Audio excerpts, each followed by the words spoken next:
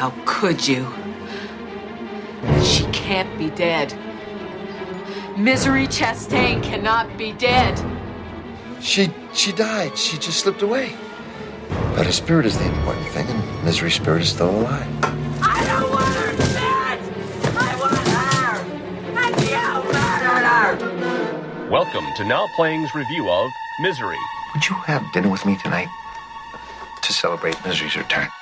Part of the Stephen King movie retrospective series. I've got all his books, every sentence he ever put down. Hosted by Arnie. I thought you were good, but you're not good. You're just another lying old dirty birdie. Stuart. You're beautiful, brilliant, famous man of the world. And Jacob. I'm your number one fan. This podcast contains detailed plot spoilers and harsh language. Everybody talks like that. They do not. What do you think I say when I go to the feed store in town? Oh, now, Wally, give me a bag of that effing pig feed and 10 pounds that bitchly cow corn. Listener discretion is advised. Annie, whatever you think about doing, please don't do it.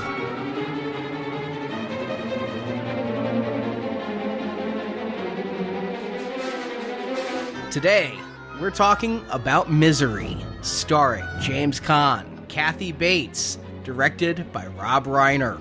This is your Dirty Birdie, Arnie. Ed Stewart. There's only 3 divine things ever in this world. Misery's Child, the Sistine Chapel, and me, your co-host, Jacob.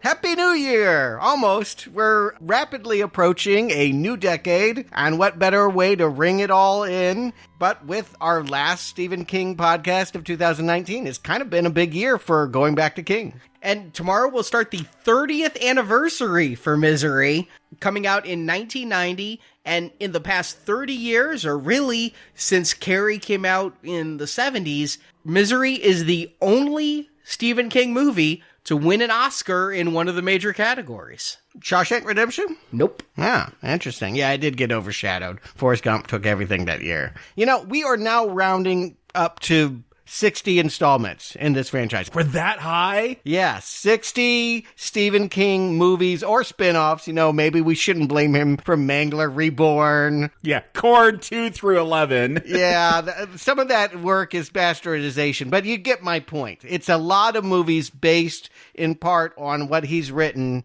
second only to Marvel as our biggest franchise. I don't know, how's it been going for you guys? Has it been Misery? It's been hard. Yeah, at times it's been hard. We've broken it up, though, and I'm excited to come to this one because this is where I started with King. This was the first King novel I ever read, probably because of that Oscar buzz. I've actually really enjoyed it, even the bad ones, with the exception of the middling Children of the Corn, where it felt like I was taking a cut through a cornfield. I got lost, and I didn't know if I would ever be found again in that corn. I literally felt that way during the Children of the Corn series around the time Michael Ironside showed up.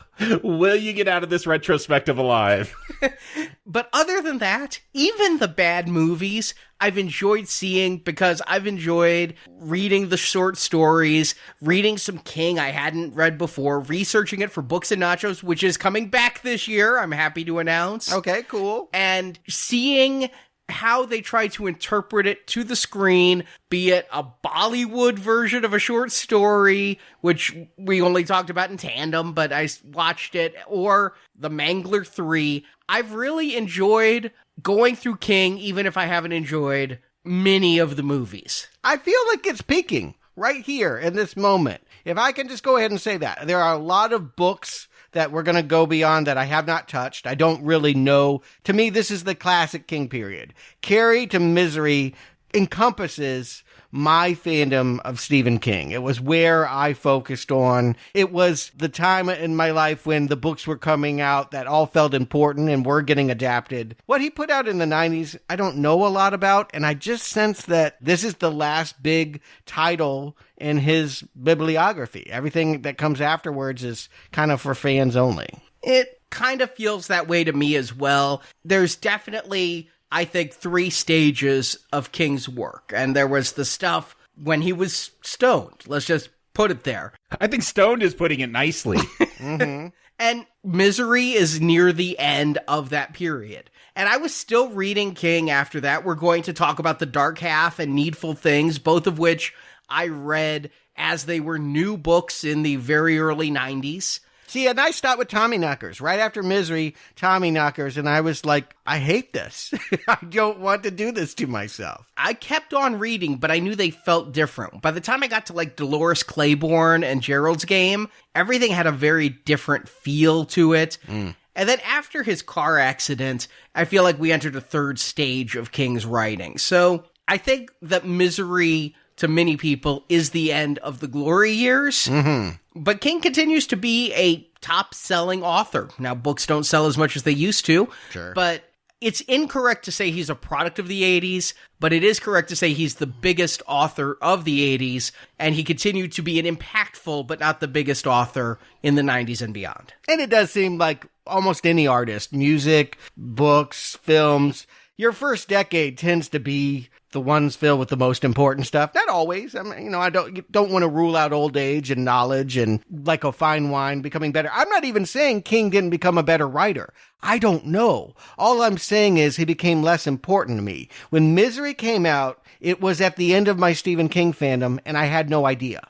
I thought I was going to love him forever. I was actually in the middle of writing a giant 20-page book report for my English class from a teacher who was like totally into Victorian and Gothic romance novels. I really could relate to this novel. For Misery, you did a book report? Well, I included it. I did everything that Stephen King had written, and this was the capper to that report. And it felt incredibly important because she had been pushing Scarlet Letter, Jane Eyre, Wuthering Heights, Pride and Prejudice, The Old Wives' Tale, French Lieutenant's Woman, all of these Gothic romantic heroines like Misery Chastain. So it did feel like, yeah, you want me to keep reading this stuff just like Annie wants to keep making Paul write this stuff, and I don't like it. And the funny thing is that in going through that process, I didn't realize it. And maybe a lot of people, hopefully they do, when they think about the reading list in English class, they say, oh, I didn't like it. They can't relate to it, blah, blah, blah. But in doing that work, I actually think I developed taste. I actually think that I learned about theme and story, and my taste changed. She won. In the end, by reading all of those books, I didn't want to read Stephen King anymore. I had matured, aged out of it, I think. And so, yeah, again, Misery, to me, feels like a goodbye to that phase of reading in my life. Well, I loved Wuthering Heights and The Scarlet Pimpernel, but I don't think I ever aged out of King. And we're coming back to Rob Reiner. I mean, if we look at the King we have reviewed, and we've reviewed many movies that came out after Misery that were acclaimed, Shawshank Redemption, you already mentioned, but Rob Reiner, before Misery, probably had one of the big successes. I mean, we got Stanley Kubrick with The Shining, Brian De Palma with Carrie. You've got the luminaries, but Rob Reiner with Stand By Me really stood above. And here we have the return of Rob Reiner to King material. I guess I'm not that familiar with Rob Reiner. I know this is Spinal Tap. I know Stand By Me. I don't think of like dark thriller horrors coming from Rob Reiner, though. No, but we just covered him. If you remember the summer of 1989, just before he made this movie, he was coming off a big critical commercial success When Harry Met Sally. That was a nicer look at the difficulties of men and women being friends. Yeah, not a crazy nurse breaking your leg so you could write romance smut for her.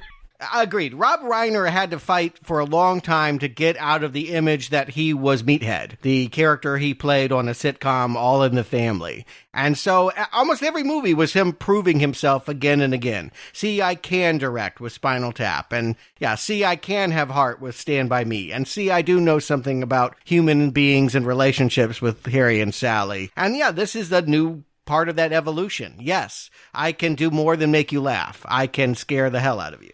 But he never wanted to direct this. This came to him because of his producer friend who also worked on When Harry Met Sally, Andrew Scheinman, picked up Misery in an airport and was like, Rob, we should do this. But this is 1988, and every single thing by King gets optioned before it even is printed on the shelves. But because of Stand By Me, Rob Reiner goes to Stephen King and is like, what's up with Misery? King would not sell the rights to Misery. He considered it his most personal novel, and there had been some shit movies made. He was very protective of these rights, so he had not sold them, and he gave them to Reiner and said, I will only sell these to you if you yourself either produce or direct this film. And Reiner's like, this will be good for Castle Rock Entertainment, my production studio, named after Castle Rock. I mean, he owed a lot to King at this point because of Stand By Me. He thought it would be good for him to produce. We almost had this starring and directed by Warren Beatty. Yes, I remember that very specifically. Warren Beatty, famous for always being indecisive about his projects, taking way too long. And yeah, so long that I think people have forgotten what a huge star he was in the 60s and 70s. But yeah, this could have been some kind of comeback. You can almost see it. I actually think maybe he would have been a pretty good Paul Sheldon. His involvement in this went on for a long time, including several script rewrites. And he had said to Reiner that if we'll talk about it, but Annie wouldn't let Paul have cheats in his writing of Misery. Warren wouldn't let Rob have cheats in his writing of Misery, the script. So every time there was something, he'd be like, Rob, think of me, Warren, a smart person in a bed. What would I do? Would I really do these things? And so they rewrote and rewrote till they made Warren Beatty happy. And then he got tied up in post-production on Dick Tracy. Yeah, if you work with Warren Beatty, anyone that's ever done it will tell you you will spend forever rethinking, asking questions, writing drafts upon drafts, sometimes 20 years of drafts to get to where he wants the script to be. I do believe that his choice for Annie, very interesting, would have totally changed the tone of the movie, but they were going to make it Warren Beatty versus Bette Midler. Oh my. That was Warren's choice. The script was actually written with Kathy Bates in mind. Oh, it was? Yeah. Screenwriter William Goldman went to Rob Reiner, and they were talking about this before Warren was ever involved. And Goldman was like, who I'm envisioning as I write this is Kathy Bates. And Reiner is like, perfect, let's use her. They know who she is. They'd seen her on Broadway because they both lived in New York. Yeah, because this is what made Kathy Bates, right? Like, I looked up her filmography because I'm like, what did she do before this? What's she's someone before this movie? Because this is when I knew what a Kathy Bates was when Misery came out. And she'd done a lot of TV and some movie. Nothing I recognized, though. No, the important thing was on Broadway. And yeah, if you're outside of New York, you don't realize how important that can be for certain actors. Like Bernadette Peters, I feel like is an anomaly to most people that watch TV or movies, but is a huge looming figure on the New York stage. Kathy Bates had done the production of Frankie and Johnny, made into a movie with Al Pacino and Michelle Pfeiffer taking her part.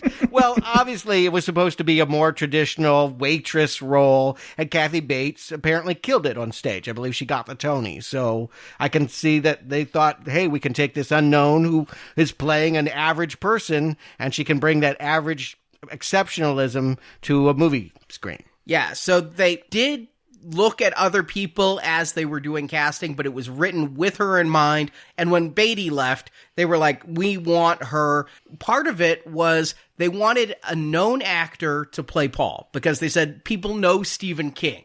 People see Stephen King on the books. We want a face people recognize to play the author, but people don't know who reads Stephen King. They're anonymous. So by bringing Kathy Bates in, we're bringing an unknown. Right. And it really works. Now, to get Paul, everybody was asked, and everybody said no. I have a laundry list of names. Now, you're saying after Warren Beatty, because Warren Beatty would have played the part if Warren Beatty had directed this movie. Right, but before Warren and after Warren, William Hurt said no before and after. He was approached for it. If you were going to do a drama in the 80s, William Hurt was always at the top of the list. Dustin Hoffman was going to do it, but turned it down because he didn't want violence in his movies.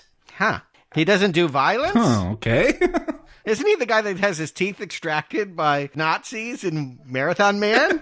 Yeah, that was like 15 years earlier. Okay, I didn't realize that he had become so puritanical. Richard Dreyfuss said yes. Richard Dreyfuss was kicking himself because he turned down the role of Harry in When Harry Met Sally and saw Billy Crystal get all those accolades. And so Rob Reiner called him up, and Dreyfuss was like, I don't care what it is, yes. And Rob was like, maybe you want to read the script first. You're in bed the whole movie. No. That was a big thing. All right, here we go. I'm just going to go down the list. Here's all the people who said no. Tom Cruise, right? No, he's not on the list. Wow. Probably too young. Harrison Ford, Robert Redford, Gene Hackman, Kevin Kline, Jack Nicholson, Robert De Niro, Michael Douglas, Morgan Freeman, Mel Gibson, Al Pacino, Denzel Washington. This one would be interesting.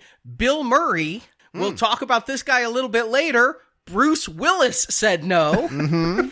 Jeff Daniels, Ed Harris, John Hurd, Robert Klein. Get this one. Ed O'Neill said no. That Married with Children money was just too good. He's too busy with Pig. You know what? I like most of these choices. Actually, a lot of them I think I might prefer over James Caan. Well, let me end with two you won't prefer, I think. Tim Allen. Who? And Robin Williams. Could you imagine this as a Robin Williams? Yes, he does have things like 1 hour photo, but at this point in his career...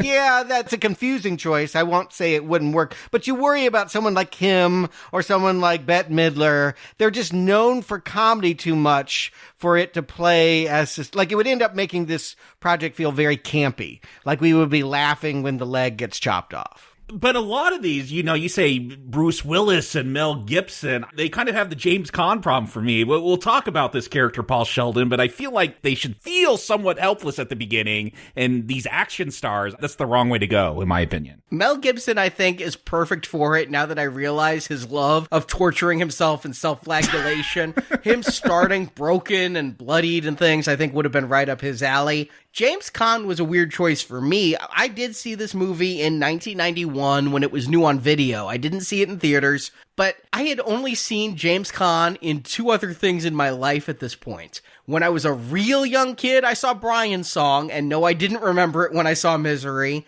All I knew him from was Alien Nation. He was the cop from Alien Nation to me. I don't even remember him being in that. Yeah, not the TV series that got spun off from this 1988 movie. He was the human cop to Mandy Patinkin's Alien. That was all I knew James Caan for. I mean, now I think of him as Godfather. Yes, thank you. Don't make me say it. Like, obviously, his biggest work was in the 70s. But yeah, even in The Godfather, we talk about Al Pacino, Marlon Brando. He's maybe fourth on the list of people that got a bump from that. So, yeah, it's a lot of ways to go with that. And James Caan got it. Why? Because everyone else said no? Because he said yes. Yeah, I do think that was quite a bit of it, is everyone else had said no. Caan was a respected actor. He was still somewhat in demand at this point. He was a name to put on a poster, and Rob liked him. Nothing bad to say about him. But he wasn't by no means the first choice. And he really wasn't sure about doing it. As it's described, he was a very physical actor, a role where he had to stay in bed for most of the time. I mean, think about how long it takes a movie to shoot. You think about a movie, and you may think a few weeks, but can you imagine every day you go to work, and what do you do for the next 12 hours? Lie in that bed and do this take after take after take. I don't know, it sounds pretty good to me.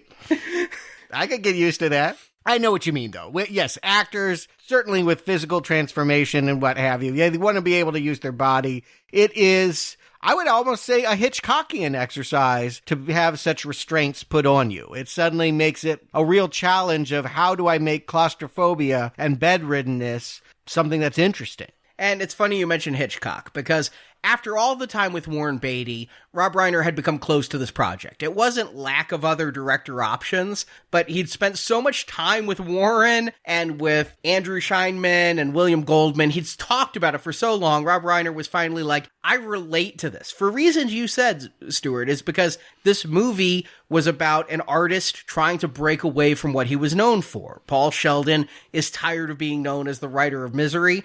Rob Reiner was tired of being known as the funny guy, and so he found something in Misery he could really latch onto and relate to, but he had no idea what it took to direct a thriller, so he holed himself up with a stack of Hitchcock videotapes, took notes, and worked with Barry Sonnenfeld, again, that director of Men in Black and all of those. He was the cinematographer here, And together they weren't trying to ape Hitchcock, but they were trying to make a thriller in that vein. Yeah, it's very clear to me that they studied Hitchcock, and we can talk about that as we get into the movie. But in the end, if you remember Misery, what you remember about it most is Kathy Bates, who up until that point was not a known quantity to anyone that went to the movies. What I remember most is specifically an ankle. That's my go-to. When you make me think of Misery, I think of an ankle, a board, and a sledgehammer. Kathy Bates is number 2. Yeah, and she won an Oscar for this. I mean, that's a pretty big deal for your first big movie. I looked it up. I was like, how did she do it? Oh, she had no competition. Like, she was up against Julia Roberts in Pretty Woman. Like, no kidding. Julia Roberts was up for an Oscar for that movie. Wow, bad year for actresses, I guess. It was the year that Whoopi Goldberg won for Ghost. I mean, no. Oh, geez. Okay. Like, you in danger, girl. That's an Oscar-winning line. Yeah. You know, like, we get a lot these days of actresses talking about, like, there's not enough good roles and promote women actors, directors, and what have you. But yeah, you go back to the 90s and you can see a real desert there. There just wasn't a lot of good roles. And, you know, Kathy Bates is good in this film. We're going to talk about how good she is, but I do think that it was a novel performance in a year where no other female lead stood out. I was thinking, though, back then, the Oscars and I had a lot more in common. We've grown apart, the Oscars and I, but back then, I mean, the next year, Silence of the Lambs and Jodie Foster and Anthony Hopkins. I mean, they were giving thrillers their due. Right. So let's give Misery its due. Arnie, give him the plot. We'll get into it. Romance novelist Paul Sheldon is played by James Caan. He's earned fame and fortune writing a series of Victorian misery novels starring his character Misery Chastain. Tired of churning out pulp for the masses, Paul's latest misery novel kills off the character. He's moved on to writing more serious fiction. This movie opens in Silver Creek, Colorado, with Paul finishing that new novel. Superstitious about his own success, Paul writes all of his novels in Colorado. And when it's finished, he celebrates with a single cigarette and a bottle of champagne.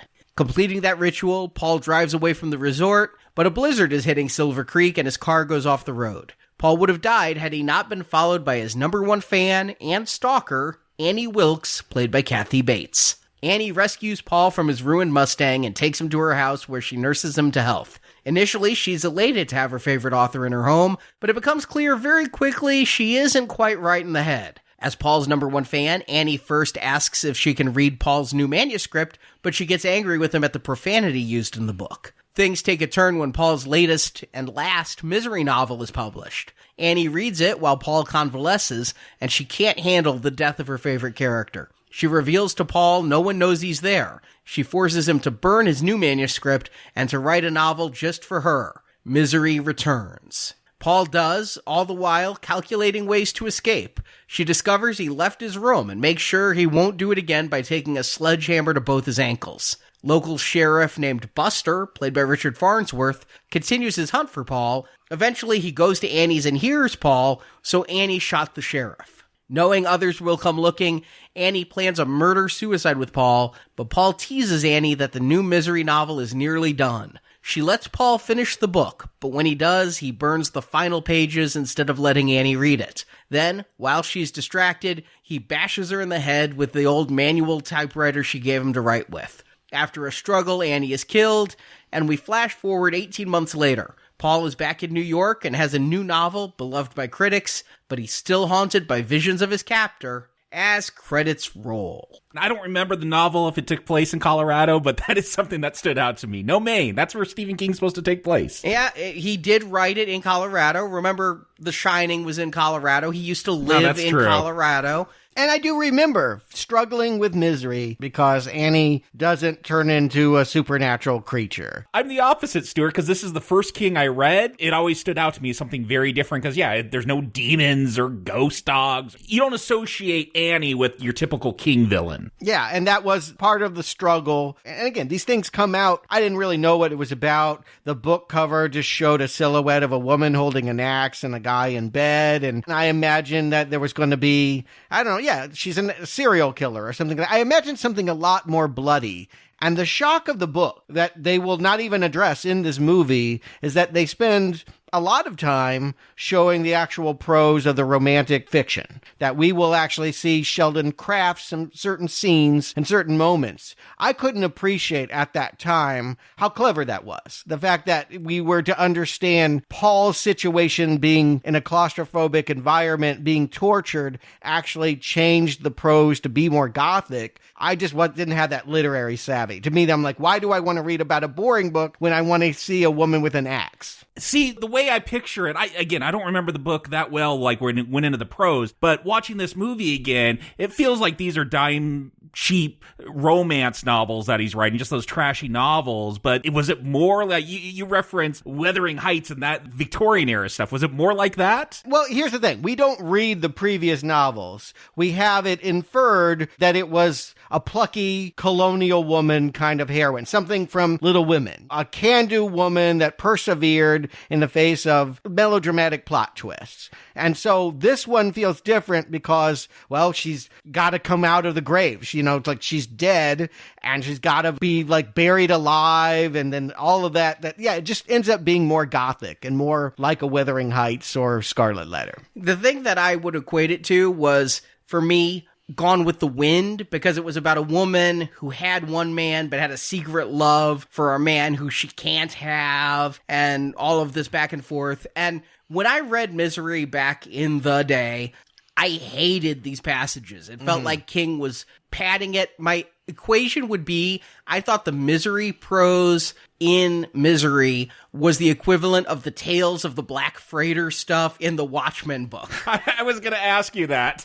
And I totally agree with you. But going back to it, I reread the novel for this go around. I wanted to see how well it had aged. I actually think that this is King's first book about writing fiction. Like, it's very meta. And he's actually, I know later he'll actually write nonfiction about what it is to tell stories. It starts here. Like, this is really about how to creatively be inspired. He'd written about it before. He wrote Dance Macabre, which is also a nonfiction book about writing horror. Never read it, but you're right. But rereading Misery for this, I'll say I got into the Misery prose in that if King were to write that book, I'd be interested in reading that book of what it is, Misery's Return. But that said, I still feel the novel is wildly uneven with its insertion of the Misery stuff. And really? See, I would say Misery is one of his best. And for that reason, like, I think it would be diminished if they didn't have that stuff. Like, it wouldn't be about writing. It wouldn't be postmodern. But it's weird where he puts the stuff and for how long he puts it. Sometimes it's an extended interlude. Sometimes it's like a staccato punctuation. I just feel this isn't his most disciplined of writing. But yes, this is about writing. Now, what he's also come out and said this is about is drug addiction. Annie is drugs, and he's the captive of the drugs. But the book is so much more about writing. It does give you an insight into his mindset. At one point, Paul says, no matter how much he had to drink, no matter how much he partied, he was up the next day writing. And it makes me think of those stories I've read about Stephen King with napkins up his nose to stop the constant stream of blood from too much cocaine, all the crushed beer cans around him, but still hammering out that fiction nonstop. I do think this was a very self-reflective novel, and that's why he held it so close. I think that's why he didn't sell Misery rights to the highest bidder. Right. And so this movie is going to make an interesting choice by saying we can't dramatize that. They could have. I mean, they could have actually made it so that Paul was like a movie director and there are VHS copies of the Misery series. Maybe it's a TV show, but it's lying around. They could have taken us into the creative world. They make the choice that they're just going to make it about the battle between the guy in the bed and the woman with all the power. And that's probably wise. Not entirely. I mean, if you read the book, what I kept thinking of now, having read the future book, was Gerald's Game. Gerald's Game is a book that takes place with a woman alone, handcuffed to a bed, and we don't really leave her perspective. In Misery, the interesting thing about Misery the book versus Misery the movie is Misery the book never leaves Paul Sheldon's point of view. It is 100% him in that room and what he is thinking. Even when we're reading the Misery prose, it's what Paul is thinking at that moment. We never leave the house. Here, Rob Reiner decided we needed to open it up. They introduced Buster, a character, a townie, the sheriff, who's looking for Paul. We're going to constantly have a second thread that's going to make this film more than a one-set play. Sure, I'm just saying we will never understand the creative choices that Paul is making. That was something that they could have done, and they said, we don't want to look at that. And it may have somewhat helped, because again, James Caan, I don't associate him with, like, again, I don't think these Misery novels are very scholarly, but, you know, a romance writer, like, he's just so gruff. Again, he's a mobster, he's a criminal. I don't know if he's a writer. So yeah, maybe to have a little bit of insight, I could have bought more into him being this romance novelist. But as it is, it plays more like a survival tale. You know, I think with his name, I don't know if it was intentional or not, Paul Sheldon, there was a very popular author at the time, Sidney Sheldon, who did kind of write, they weren't romance novels, but I think all popular novelists actually deal with the stigma of being, well, you're just a hack, you just churn it out, you're all about the dollars. I think Paul represents someone that could have been a serious literary figure, but chose to crank this series out. Whether it's good or bad, it's formula. And he thinks, at least the sense that I get as we start this, when we have the one scene of him in New York with his agent, Lauren Bacall, I get the sense that he feels that he's better than what he's been forced into writing. It's kind of a weird introduction, the way they feel they have to shoehorn in that backstory, because we're seeing Paul finish his new book in Colorado. We're seeing him kind of in montage typing, and there's Dom Perignon there. And then we're getting these flashbacks that almost feel a little gauzy and soft. Maybe it's just the Lauren Bacall presence, but it feels weird that we're having these flashbacks to his conversation where he's turning in the final Misery novel, and then we come back. It's just a very fast-paced way to give us shorthand character background that in a book, we're able to spend a lot of time in Paul's head. We can get all of these thoughts without flashback.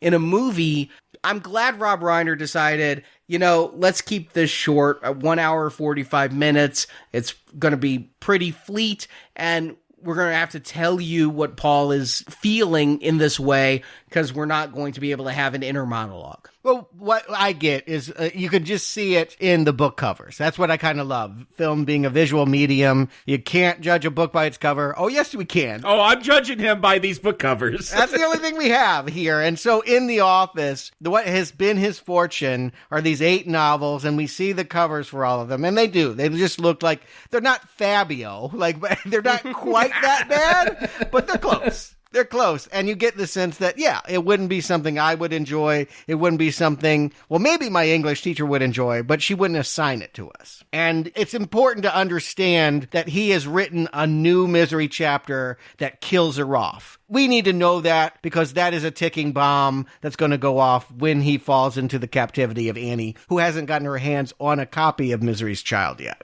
Yeah, it's not out yet. It's very conveniently timed that he's finishing one book and the other one is just about to be published as he's driving away from this Colorado resort. Now, I notice in the movie, it's a Mustang. They call it out. It's a 1966 Mustang. I had a Mustang. It wasn't a 66, but don't drive a Mustang in a blizzard. Just don't drive in a blizzard. Yeah, well, you can do it if you got a good SUV, some 4-wheel drive, but rear-wheel drive is not your friend on slippery roads, folks. What I'm wondering is, did he write something good? We assume it because it's the passion project. It was the novel he wanted to write instead of a Misery one. But by the fact that he's driving this old vintage car and he's writing a story about his early life, probably is around 66, like the way that he's driving recklessly, it does feel like he's living out an adolescent fantasy. And that maybe, like a lot of first drafts, there's a lot of problems with this untitled novel. It was probably a vomit draft where he just put all of his thoughts about his youth that he could never fit into a romance novel onto the page. That's what it says in Misery's novel, is that, yes, it's a rough first draft, but he thought it had promise. He really liked it.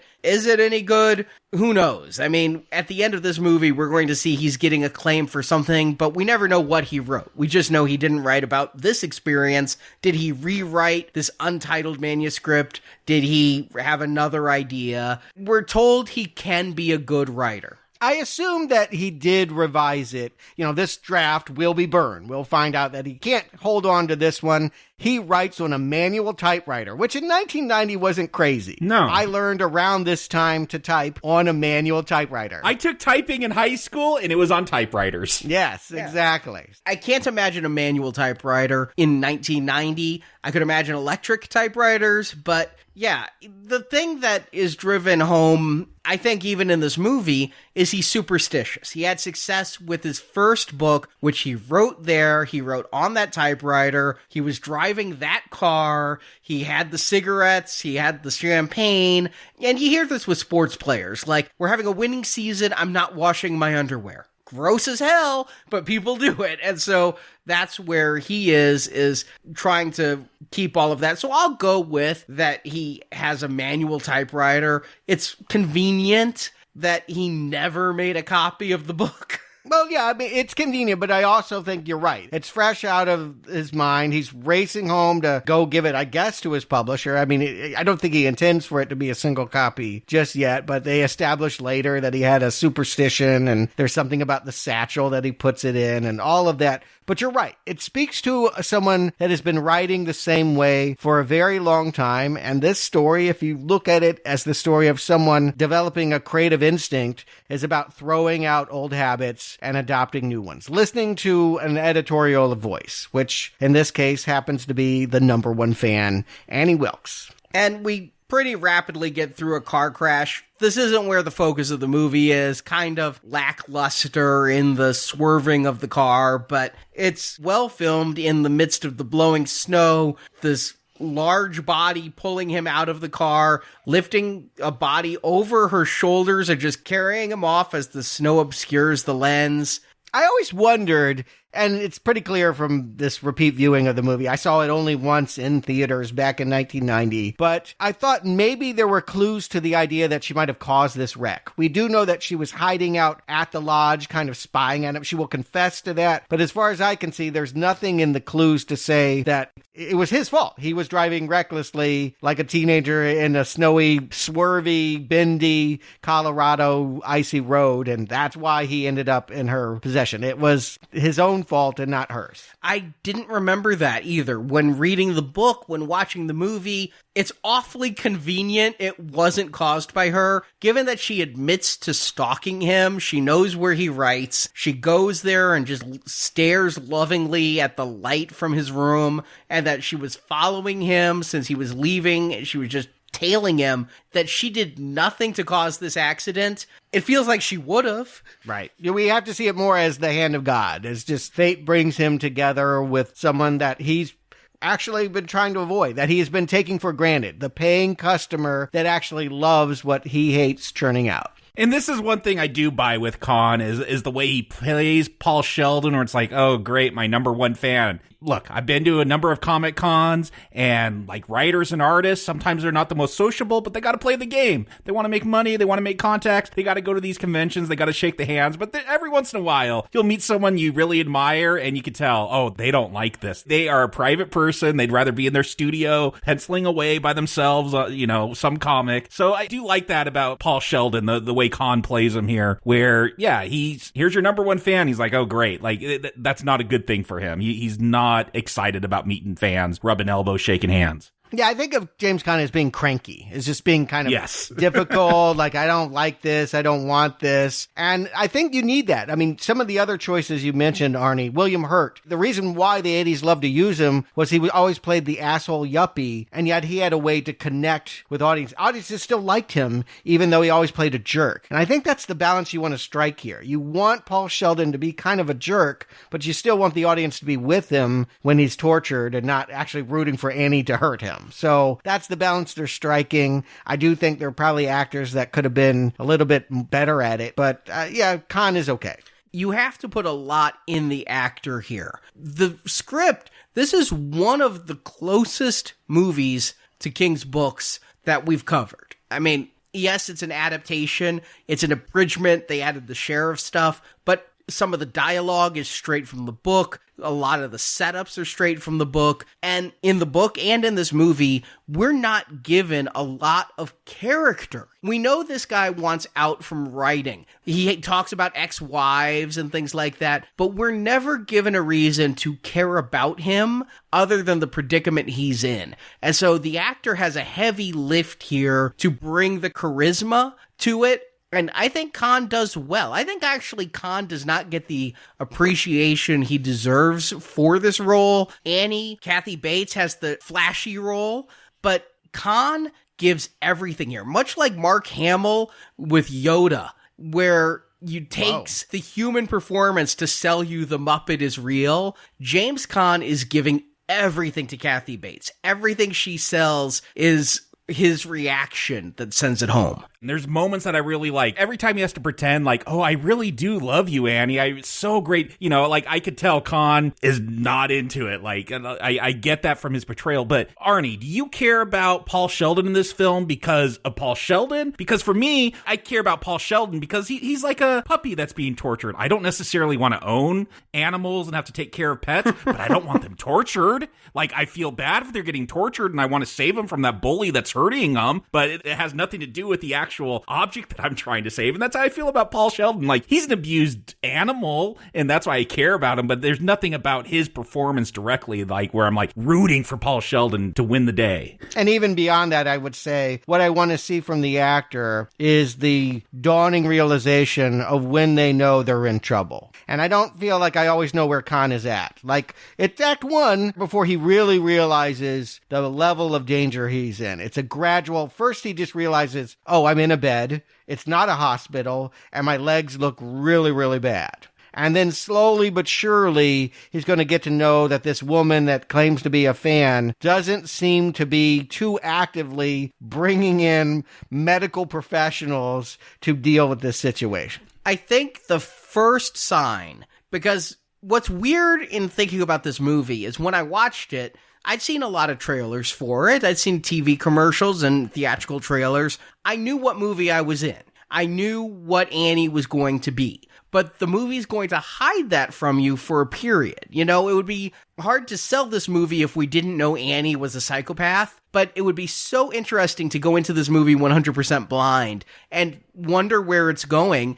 Because in the early scenes, Annie does seem so nice, so homey. Just this country girl who loves this author. Where it really starts to go is she asks if she can read that manuscript. She took a peek in that satchel. She saved his work as well as him, because what if that was a misery novel, I think? And she asks if she can read his new work. She's so excited until she sees the language in it, and the fact probably that it's not a misery novel. She's feeding him some soup, and they get into an argument about the cockadoodie language. And that's the first moment, and we're about 20 minutes into the film, that Annie starts to show the cracks. And see, I would want what I'm looking for in this part that I feel like Caan is not landing 100%, not with a full 10, maybe like a 7, is the idea of, does he enjoy the fact that she's not going to like the novel? Like, he knows what's in his satchel, and he knows it's not misery. Is he taking delight in the fact that she's not going to enjoy it? At what point does he realize that when she gets angry, it could be bad for him? Like, all of that subtle character work could have been explored better. And I think he sells it really well here with his glances. Again, I think he's a very giving actor in this, letting Kathy Bates steal the light. But in his eyes, in his breathing, just a facial expression, I get that it's with the soup. When she spills the soup and says, "Look what you made me do," and she's screaming at him, he realizes he really is depending on her for everything. I never got anything that he was relishing that she wouldn't like the book. That's what I'm saying. I want to know at every moment. I want to know what Paul is thinking the reaction is going to be. Yeah, I think that would help build the character, Paul Sheldon? Like, what is he about? Is there a perverse pleasure that he's written something that his Misery fans are going to hate because he's so sick of Misery? Like, it could have just been little moments like that really told me who Paul was. He's just a hurt puppy in this. And I care about hurt puppies. I don't want them hurt. So I care about him, but I wish he was more of a character. It would have been bold, and I don't know if it would have worked if maybe he wasn't nice. You know, when they go back and they ask all the people at the inn and the general store and all of that, oh yeah, he's a nice guy and we like him, and they want the audience to feel that way. But wouldn't it be more interesting if this is a cranky person who isn't nice to work with? It's James Caan. That's who I imagine Paul Sheldon to be. Cranky and not nice. Like, play that up. Yeah. His growth in this movie is that he's got to change and got to get out of his way and got to listen to what the fans want. And I do think that in a weird way, Annie helps him become a better writer. I definitely think that's a point in the book that King makes. I don't get it out of the movie. I really don't. Maybe the movie's trying to tell me that, but again, it would be nice if one of the flashback scenes with Lauren Bacall was her going, yeah, this book's no good. Go up to Colorado and rewrite it or something like that. Because as it is, what we have here is a very simple rabbit in a trap movie. The whole thing is he is stuck in this trap. He has broken legs. How is he going to get out?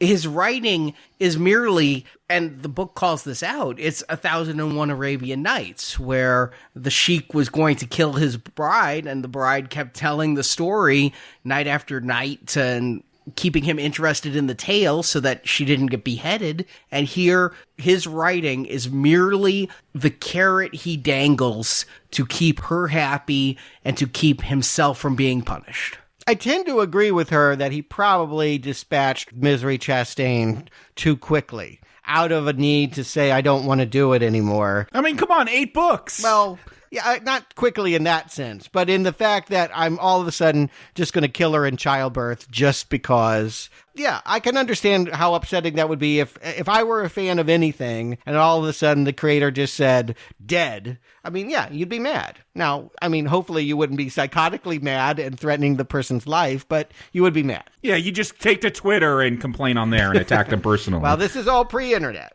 As a child, I remember crying when Alex P. Keaton's girlfriend dumped him in that episode of Family Ties. I mean, I just couldn't deal. But I was 11. You know, I would hope that by the time you are an adult, you can separate fiction from reality. Now, I say I hope. I've been on Twitter and talked to Star Wars fans. I know a lot of them can't, but I would hope you can separate reality and fiction where you'd feel a sense of loss, but it would be an intellectual sense, a sadness that isn't actually real. Yeah, no, but for dramatic purposes, it's good that Annie is psychotic. Like, I mean, I think that this is probably a very bad depiction of mental illness. Most mentally ill people do not hurt other people. They're more inclined to be hurt themselves.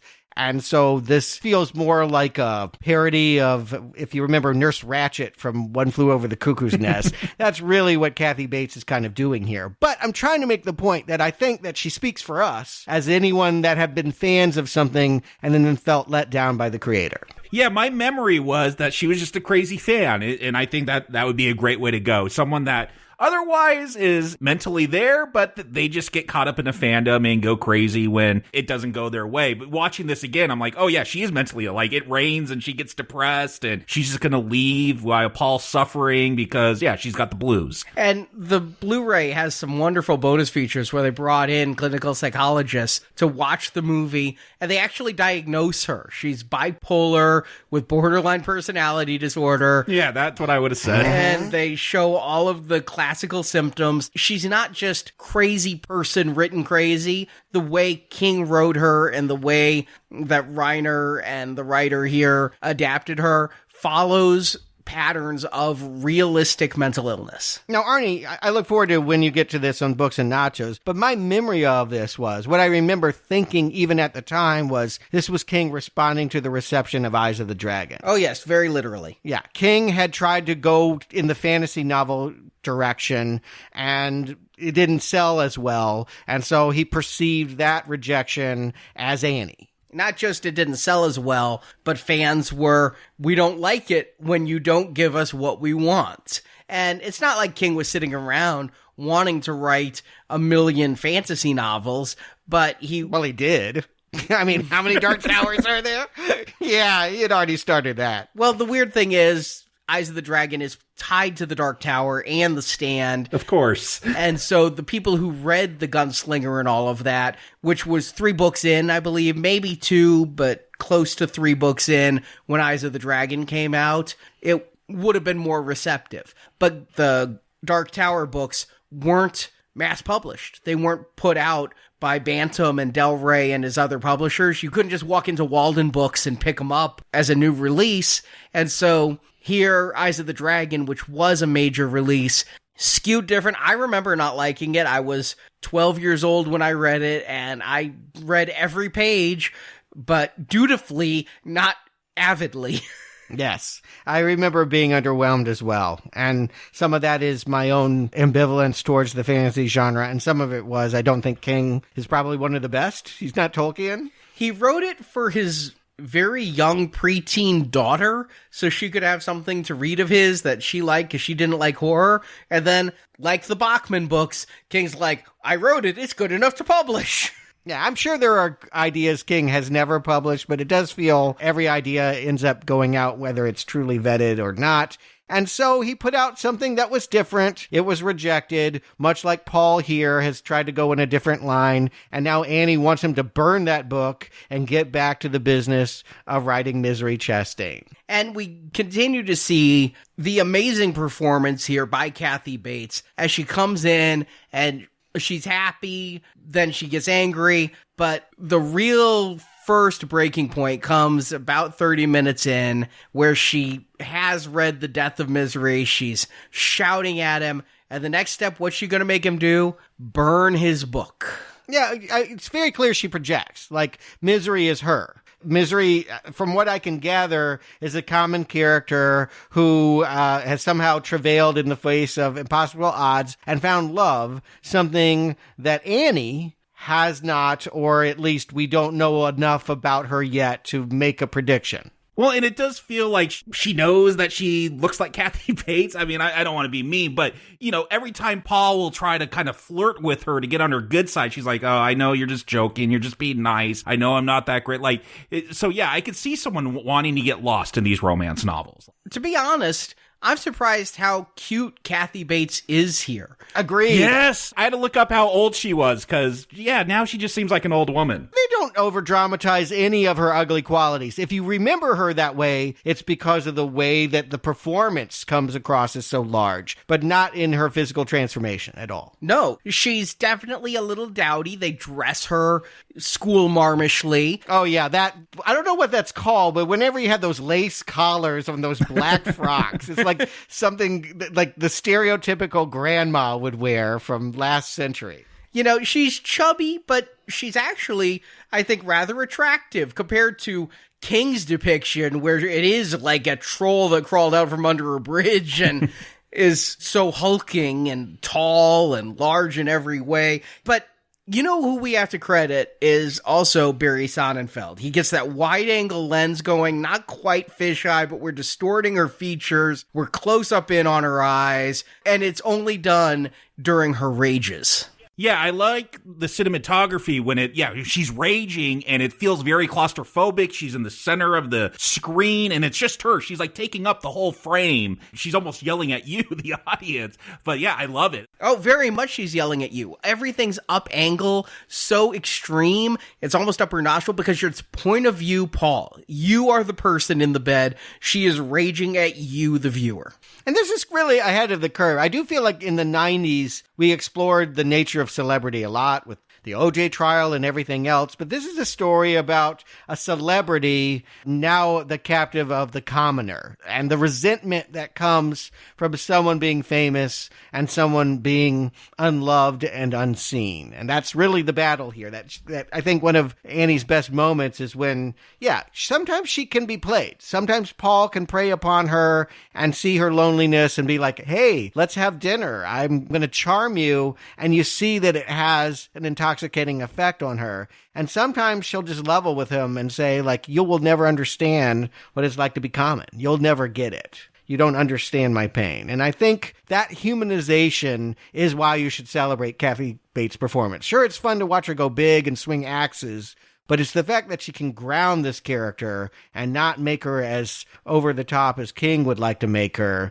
Again, it just makes her all the more relatable and maybe more scary for it. Yeah, I mean, the way when she makes him burn the book, she's being nice about it, kind of. You know, she comes in, she's smiling. She's like, I'm going to help you.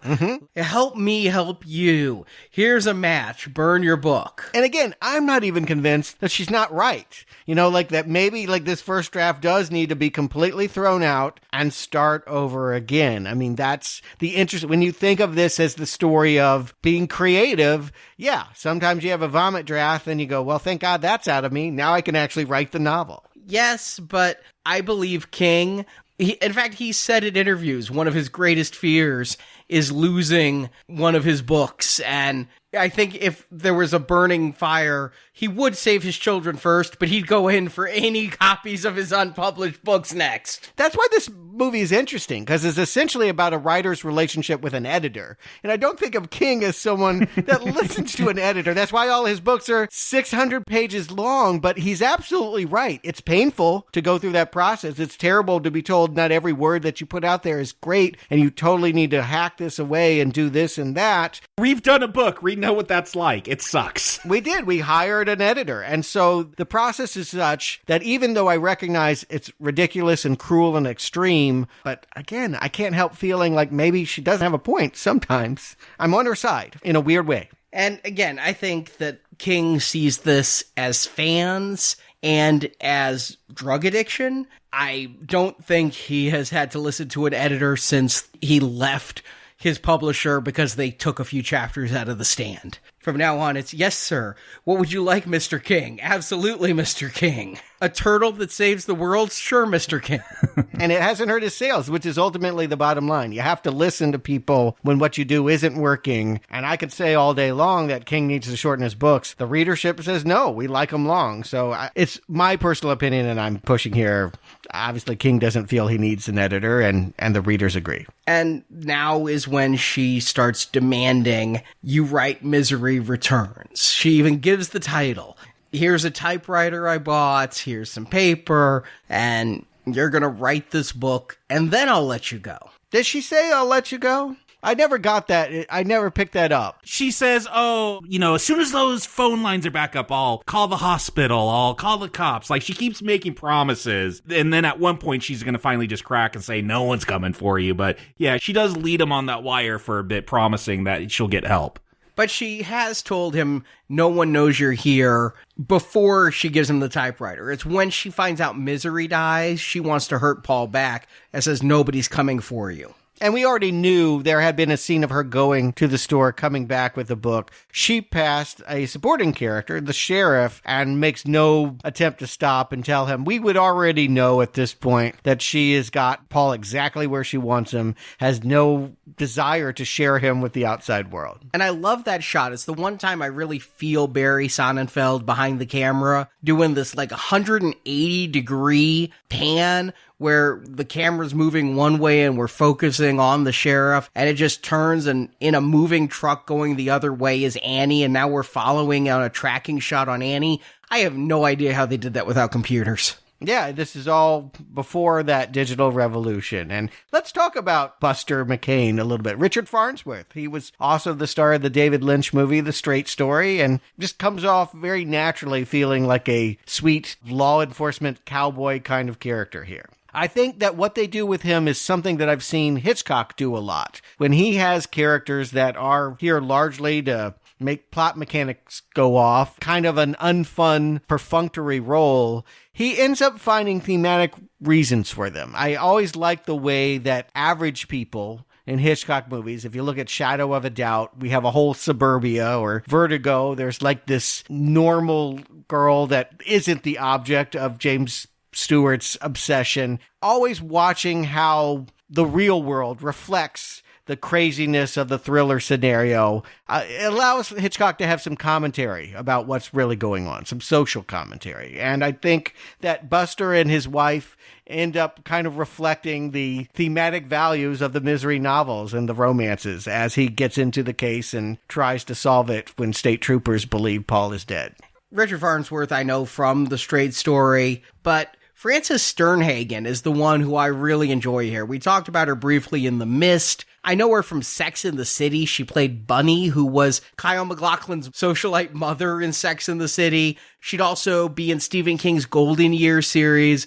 I really like her little sarcasm in this. She brings a lot of character to her character. And that's what I mean. Like, you're seeing a husband and wife bicker in the same way that Paul and Annie are bickering. But because it's done by common folk, it doesn't have the same value, and yet because they're juxtaposed one against each other, you could look at this as a critique of a marriage, too. And that's just the kind of fun gamesmanship that Hitchcock is always playing. It shows me that Rob Reiner and the screenwriter William Goldman care about honoring Hitch, not just in the suspense moments, but in his overall story craft. Oh, I definitely felt like scenes from a marriage where when Annie is sent back out to get paper because the paper she got smudges, and she's like, I cook for you, I clean for you, I do everything. Can't I get a little consideration? I've never had that moment in my marriage, but it feels like something I would see in like Everybody Loves Raymond or something. Yeah, I like the way that he approaches solving this case. He is the only law in town, like the Lauren Bacall is calling, like, send all your troops, like, this is it. This is all I got. And when we finally have the car, it's buried in ice, but when they're finally able to find it in the flyovers, he's the only one to notice that the door was pried open. And so he doesn't buy the theory that Paul's body is just a few miles away, rolled down the hill. And you talk about that character work with him and his wife, with the writing. What I appreciate about the writing with the sheriff is, like, it'd be real easy to write, like, the doofus small town sheriff and, like, I don't know, I don't see a car in the snow, guess I'll go back to the office, and while Paul's being tortured. But he's always out there, like, trying to find Paul. Like, he sees the car, he notices the damage, like you said, Stuart, he's gonna get in that helicopter. He's actually, for such an old man, pretty competent sheriff. Yeah, I agree. I always like the homespun but smart. Fargo did that as well. You could almost underestimate them because they're so kind. But in fact, there's a creative mind going on here too, and one that kind of melds with Paul's character. He had never read a Misery novel, and when everyone else is calling off the investigation, he's like, you know what? I'm going to just go read the books, and maybe there'll be a clue in that. That's a bit of a stretch. But I like that his wife calls him out. What, you think you're going to find a plot about a guy whose car wrecked in the snow? But it is through reading that he's going to have a memory and connected to Annie. Not just a memory, he's going to write down a quote and then hear that quote later. Oh, I don't like that development. See, I like that. I mean, to me, that's very Hitchcock. That is something that Hitchcock would do. To write down a random quote and then hear it later? Like total happenstance? It's not a happenstance. It's the idea that because he was attentive to what Paul was... I mean, again, if you look at this about the process of writing, because he is paying attention in the same way that Annie was paying attention, he is able to make the connection that other people would miss about her. I go a different way. That quote struck him as odd. He couldn't figure out why, but that quote really spoke to him. It's because he'd heard it before. He couldn't place where. So he says it to his wife. He writes it down. Why is this quote? It's an itch in his mind, and he's going to find out later he's heard it before because it was in the press coverage when Annie was on trial. Right, and we're going to learn a lot more about that once Paul is sneaking around. He becomes an active character. He does not remain a guy in bed, although it might feel that way to the actor playing him. Once he gets a wheelchair and she has to go out for stuff, he has some tense moments picking the lock with a bobby pin, finding out, in fact, she does not have an active phone line. The rotary phone is just a shell. See, I felt like that's something she would have just done out of paranoia in case Paul ever did get out. Like, let's just disassemble the phone. What I remembered from the movie also, but it turned out I think I was remembering the book, is that I thought he did get addicted to the narcotics she was giving him because he is in a lot of pain. It's when he sends her out for the paper. It's really day one of writing the new Misery novel that he does sneak out. He gets a bobby pin and uses it to pick the lock and goes out there and snoops around her house, gets extra pills.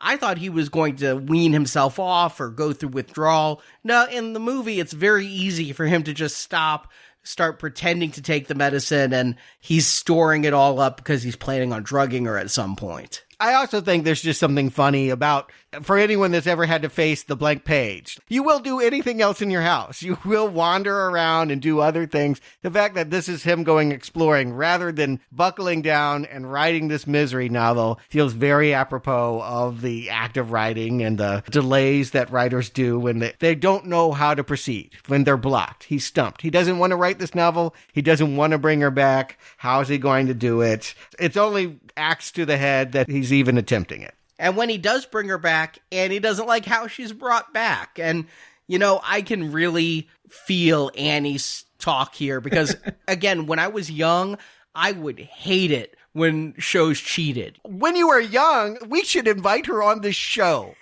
Annie should be a podcaster on this show. We do this all the time. This is our raison d'etre to just say Rocket Man didn't jump out of the damn car. Cock-a-doodie car. Yeah, they cheated. We will call that out again and again. It is not satisfying, which is why, again, I say Annie has my heart. I get where she's coming from. I did love this when I read this book when it came out because it articulated something like, I'm with you, Arnie. I'd be watching G.I. Joe and it'd be a to be continued, a two-parter. And then it'd pick up on that cliffhanger and it would totally change how it ended. I'm like, I don't remember it ending that. I love this part of the book and this part of the film too, because it just articulated something I felt as a kid, but was never quite sure how to explain it.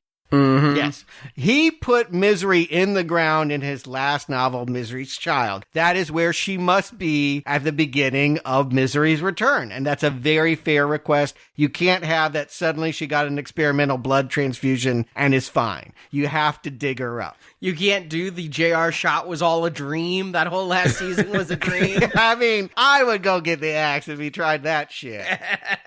So yeah, again, I kind of love her for the way that she's holding his feet to the fire and saying, you have to do it. You have to be fair with your audience. You can't cheat them. And I do think that any writer needs to have that voice in their head when they're tackling this kind of assignment. Hopefully not in these extreme situations. And he's still rebelling. He's still hoping he can drug her. This is where we realize why he's not taking his pain medicine. He's stashing up. He's got a whole paper envelope of powder that he wants to put in her wine after he finally writes the beginning that she will accept. When he finally says, okay, there's some gravedigger named Annie digging her up. Again, I wonder, could we be seeing these moments? Would it be enriching to cut away? Or would it hurt the claustrophobia of what Reiner has set up to have another location? I think Reiner could do it. First of all, I think Reiner has already undercut his own claustrophobia intentionally by bringing in the sheriff. We get to go into town, we get to see other locations. And Reiner could pull it off because we mentioned many of his films. We didn't mention The Princess Bride. He has done a costume drama fantasy piece with William Goldman, the screenwriter. That was his book. But I don't think you're playing to the same audience here. I think that much like when I was young and reading Misery, or an adult and reading Watchmen, and I just want to get on to the main story, I think long interludes that have no resolution of their own, that are perhaps thematically tied to what's going on in the main story, but not narratively tied and not having a climax of its own, would be very frustrating and completely turn me against this movie. Yes, they could have done it, but I ultimately respect the fact that they're trying to keep suspense in the foreground, and whatever else about the creative writing thing, that's all gravy, that's all in the background. That's not what we're about. We're Hitchcock in the way that Hitchcock told Rear Window, which, if you'll remember, Jimmy Stewart is in a wheelchair in that movie. He, like James Caan, can't move. He's stuck in front of that window watching it happen. Or Rope, which is designed to look like it's one continuous camera take and all takes place in one apartment building where there's been a murder. That is the Hitchcock that they're trying to honor here. And yes, Paul goes to dinner, drugs her wine, and does she spill it on purpose? Does she know? I'm never quite convinced when she's fooling him or herself. I think she had no clue, because if she knew, she'd punish.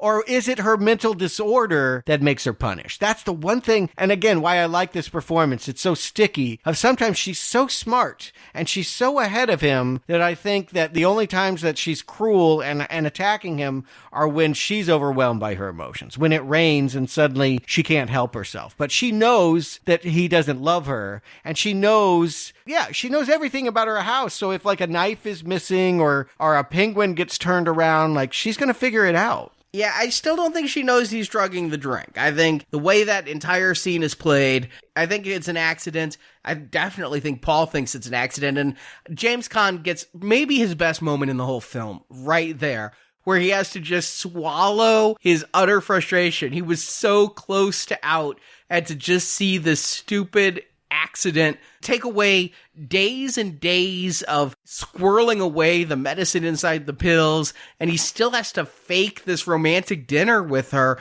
He goes for much of the movie still trying to lead her on, still trying to be what she wants him to be, not because he's afraid of her, but because they're in a chess match and he thinks he can outsmart her. That's all going to go away one night when she does realize he's been out of the room and turned a penguin around. Yeah, she will eventually, and I think that she might know it even ahead of her reacting to it, but she gets in moods. I mean, as people in bipolar diagnosis do. Like, suddenly, it's just beyond them not to react. I mean, at first she just goes away, and you wonder, is she going to go harm herself and never come back? And then, what would he do then? He would be equally screwed. But the ankle scene, the hobbling. Warren Beatty did not like this. This was perhaps part of the reason Warren Beatty didn't do it. He was going to write this scene out because once you hobble him, according to Warren Beatty, you make Paul Sheldon, quote, a loser for the rest of the film. A loser?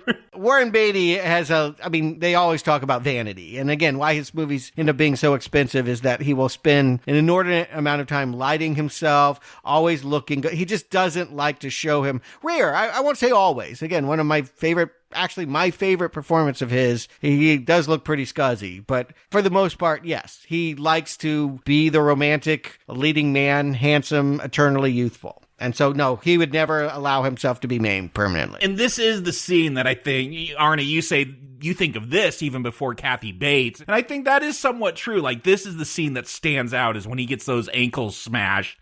I remember this movie having more torture, or I don't know if the book did. I was surprised watching it again after probably close to 30 years, that this is the big torture moment. And, there's a lot of cat and mouse stuff going on, mind games going on, but outright, like, just smashing his bones. I remember a lot more of this stuff, but this is pretty much it, this one scene. And, oh, is it effective. In the book, she cuts off his foot. 1 foot. Okay, that's what I thought. But given that this was, in his words, the cost of an artist to separate from what he's known for, Rob Reiner thought amputation was too high a price for Paul to pay.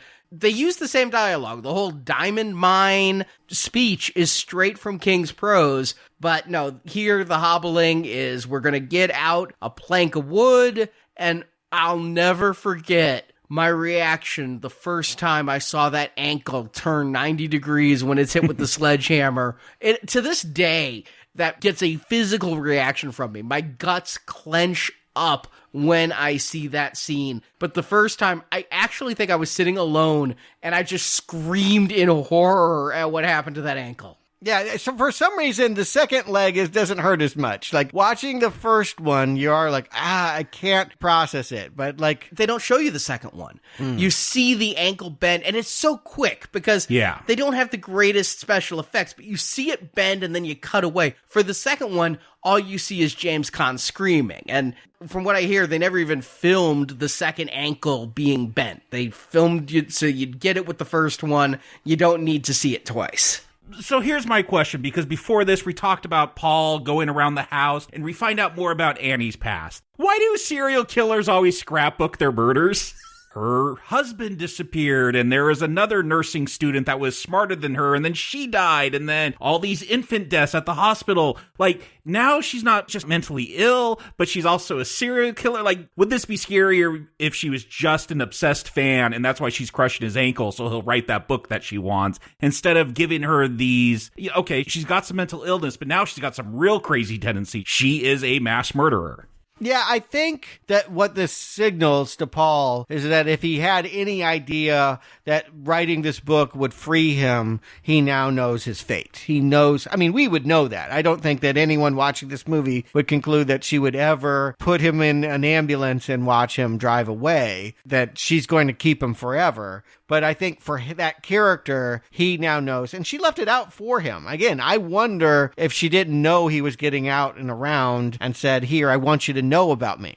But that was the first time he got out. And this is based off of a real crime. There was a nurse who would make babies sick, and then she'd resuscitate them so she could be a hero nurse. And that's what King was going off of with this. The murders get a lot more detail in the novel, but here it's enough to know she's killed before, she's capable of it. I already knew she was crazy, though. Like, I don't know if I needed that detail. Like, I believe Paul's in danger. I think Rob Reiner respects what King wrote and yet pulls it back. Because if you remember the book, like ultimately when the sheriff finds out what's going on, like she gets a riding lawnmower and like it just really goes over the top.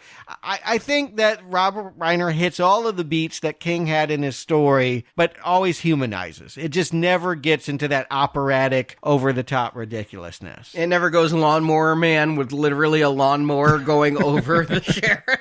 Yeah, you could feel King's glee in wanting to show how horrible this kind of fan was to deal with. Like, he really relished in showing an extreme vision of ugliness. And again, I think that's why he's a popular writer, is that he can summon faces of fear, and he is beloved as one of his greatest villains. But I like the fact that the movie pulls back. And I like the fact that the performance, I don't believe that Kathy Bates would ever get on a riding lawnmower and take out the sheriff. I kind of like the way that he dies here, this tete-a-tete that they have.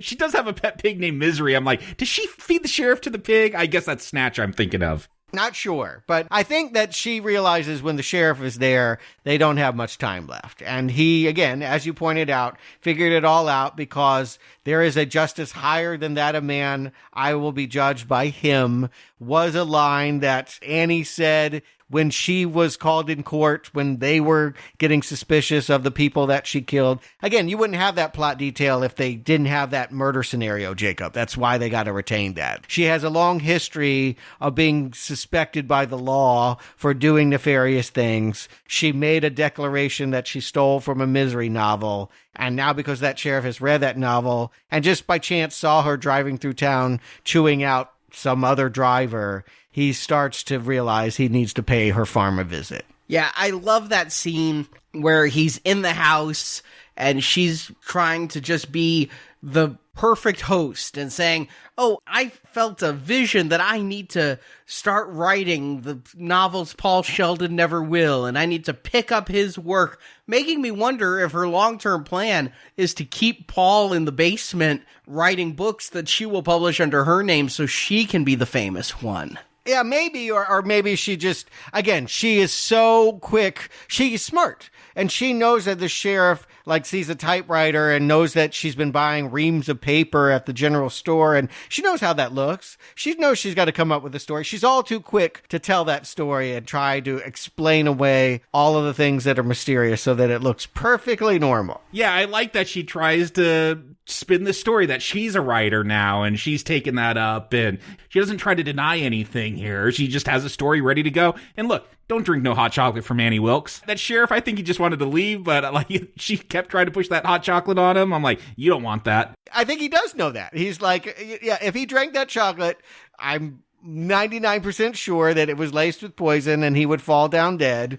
But he could have walked away. He could have gotten completely away. It was only because Paul is heard in a muffled scream in the locked room that the sheriff returns. Back it up a second. Why do you think the chocolate was poisoned? Because if she poisoned the sheriff or kills the sheriff, she knows it starts a ticking clock. Somebody knows where the sheriff is and is going to come look. No one knows the sheriff's there. He's the only cop in that town, besides maybe his wife. I think she's just like a secretary that hangs out at the station. I just assume that she's poisoning anything she's handing that. She really wanted that sheriff to have that hot chocolate. Yeah, and also I agree with you, Arnie. I do think she thinks this is the end. I think she realizes there is no time left, but she's not going to let him get away and bring the authorities. She's going to kill him. I thought she was just being the kind host, trying to be very cordial so that she can just get him out of there and she can go back to her crazy playing house with Paul. And it's only when the sheriff hears Paul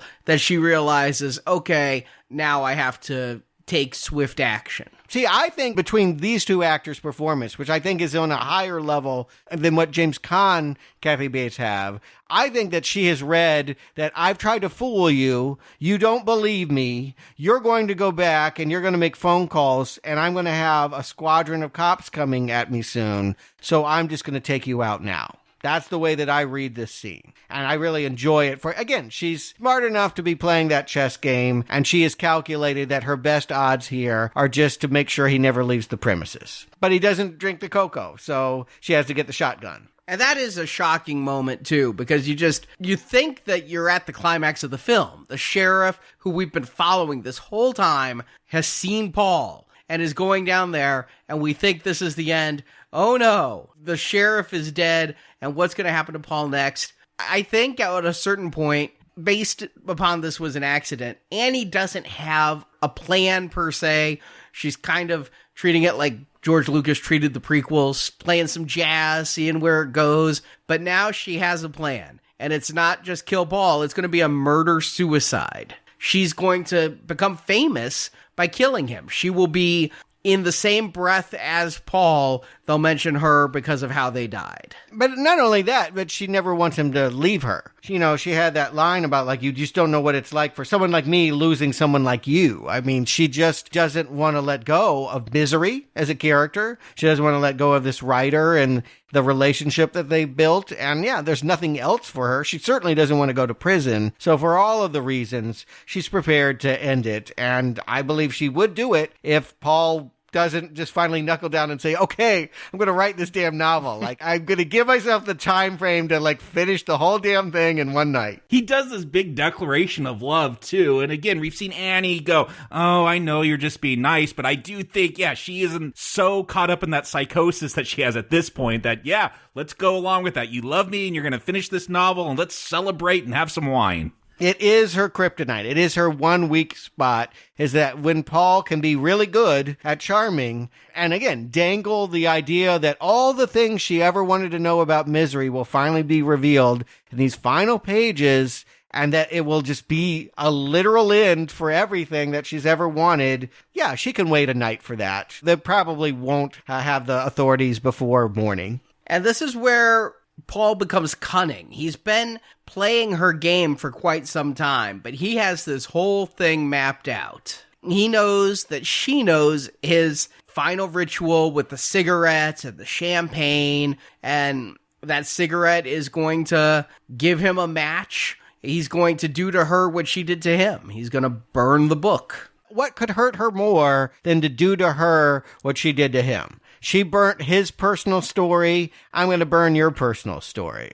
You want this more than anything, and I'm going to love making you choke on it. Like, literally, not only am I going to burn the pages, I'm going to stuff them down your throat. Yeah, I do love that her demise is like all the stuff that she got from Paul. Like, he's going to burn that manuscript, make her choke on it, smash her with the typewriter, take that statue of a pig. She has a real pig named Misery, and like kill her with, like, she's literally killed by Misery in this movie. Yeah, I love that she, after her tirades of language and phrases like cockadoodie, when this all comes down, she finally breaks, "You cocksucker!"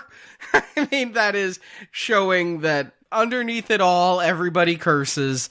And I do remember, and I thought it was been poetic, that she died with the typewriter, that the typewriter killing her, the pig killing her.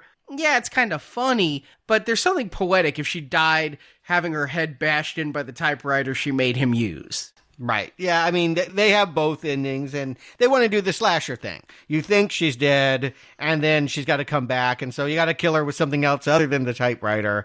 And yes, having the pig-shaped whatever that was. It looked like a iron, like a clothing iron or something like that with a pig handle. It's a decoration you put by a fireplace. I don't know why they make these giant metal things that won't melt, won't burn if a spark comes out, but my grandparents had cast iron rabbits. My wife has one. I don't know where she got it, probably from her grandparents or something, but we have one of those in our house. Right.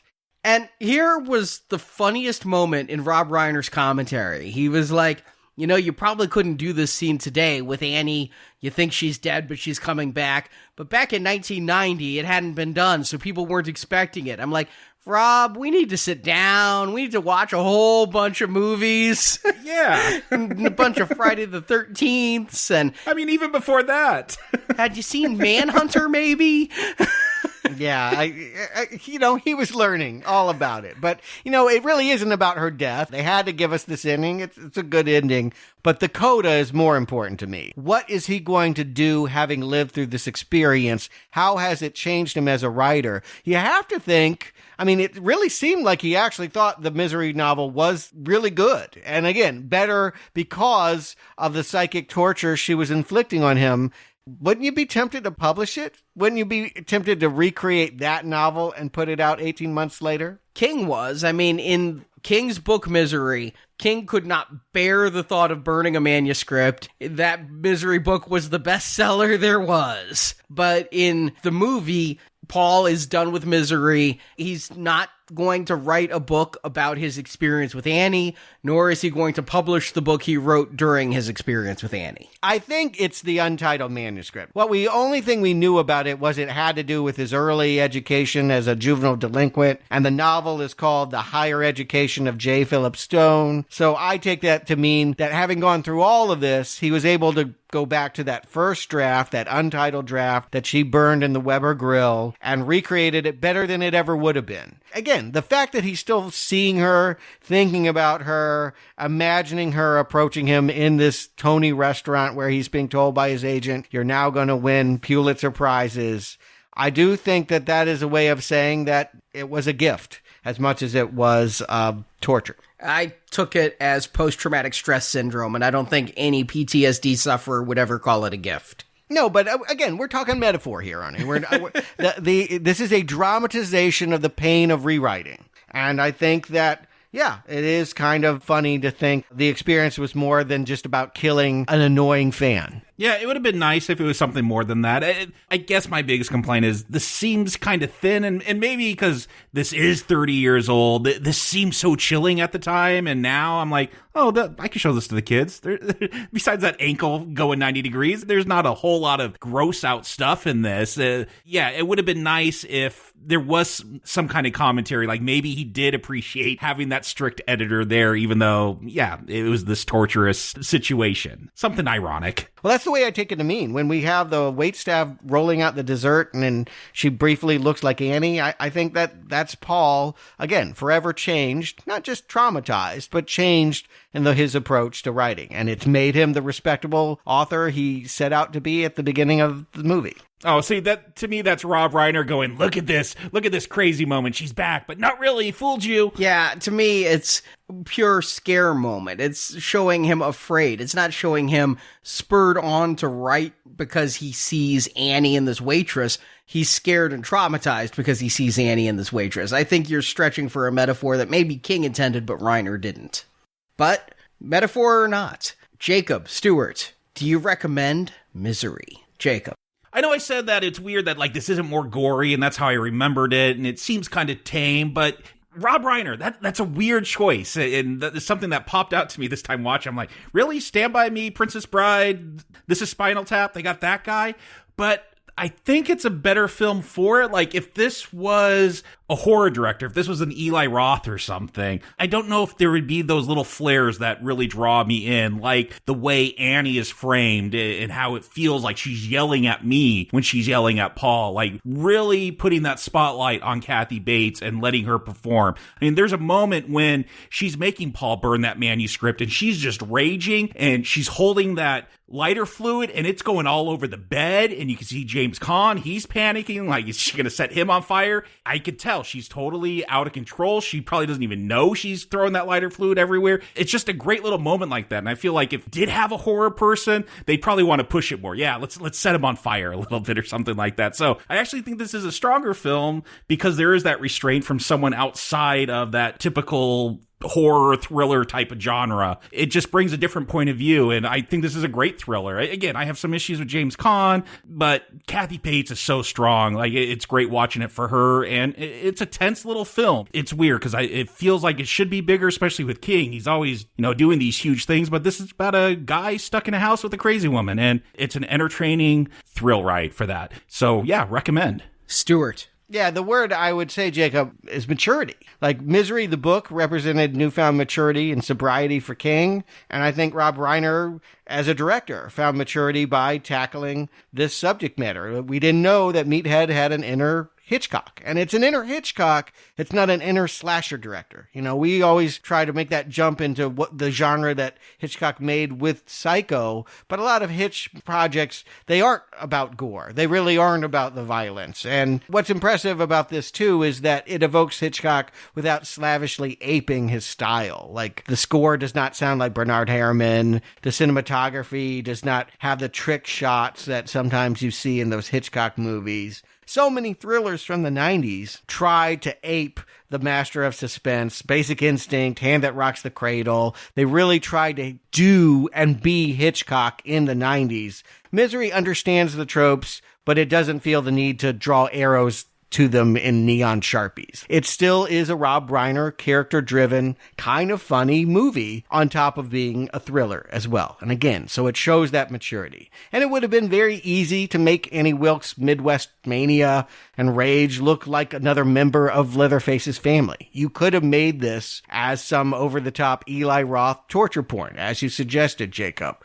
But I think the smart choice, the one that you appreciate like a fine wine, is that the mature choice is, I'm not going to fall to those juvenile tropes of blood and what have you, and I'm going to focus on character. This is a character piece, and I do think, particularly with Kathy Bates' performance, it's a good one. So yeah, a very solid recommend. I do think that this is one of the best Stephen King movie adaptations. Yeah, like you said, we've done 60-some King films, and this is easily in the top 5 for me. And I have it as 6. And the reason is the performances and the directing. I got to give Reiner a lot of credit here in that this is a tough tale to adapt. When you read the book, a guy and a woman in a room together, and it's all from the guy's point of view as the hostage. It's daunting to try to make that cinematic. It's daunting to try to make that visual and put it on the screen. And they've pulled it off. And Kathy Bates is a godsend to them, that they wrote it for her and that she was able to deliver what she did. She doesn't like violence. Apparently, she actually had real trouble with the fighting scenes. She complained. She won an Oscar, and years later she complained, yeah, that scene where he banged my head into the ground, even with the rubber pad, it gave me a headache and then my brain shook around. She did not like the violence at all, but she really embodied this character. It helps, I think, that she was an unknown. I really do, that we weren't able to see other things with her the way we were able to see with Jack Nicholson in The Shining. Bette Midler, again, that would have been a killer. We couldn't have gotten Divine Miss M out of our head. I am the hammer on your foot. I could do a whole riff on this. Did you ever know that I'm your fangirl? I'm surprised that when looking at my favorite King story, that one so high would be one without monsters, without supernatural abilities, and without a large cast of characters. On the plus side, it's also without greasers. That's a nice change of pace. Mm-hmm. But It is a very, very strong recommend for Misery. But yeah, I mean, it's a story that, for me, when I'm reading the book, I think it's something that would work as a stage play, you know? It's one set. You just get two people up on stage and perform that way instead of a cinematic experience. Reiner, prove me wrong. Yeah, you saw it on Broadway. I was kind of envious. On paper, I actually love this casting. Laurie Metcalf, who comes from Chicago's Steppenwolf Theater, that's no small shakes in the realm of stage performance. She played the Kathy Bates role, and Bruce Willis kind of makes sense as the writer that is... So Bruce Willis did do this? Yeah, he apparently did it on Broadway for a couple weeks. Like Broadway or off-Broadway? No, Broadway. Okay. I went. It was the second time that it was turned into a play. It had been in a play based on the book, but not on the movie, in 1992 in London. And it's worth pointing out, we're saying play. This is not Carrie the musical. Nobody is singing. Bruce is not going to be Bruno. But I have to say I was a little bit disappointed. The best thing about the play was its stage. There are 3 sets, not one. There's the living room of Annie's house, or kind of the kitchen area. There's the bedroom. And then there's the front door.